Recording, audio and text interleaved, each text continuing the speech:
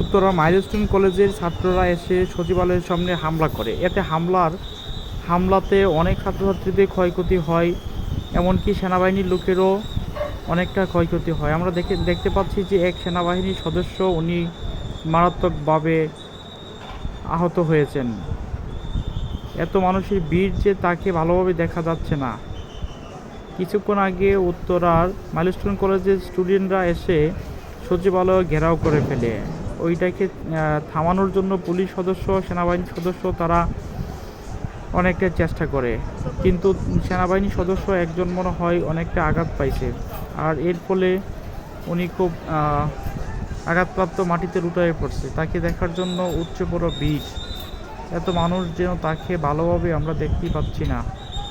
আল্লাহ সবাইকে রহম করুক, ভালোভাবে সুস্থভাবে রাখুক, আল্লাহুম্মা আমিন।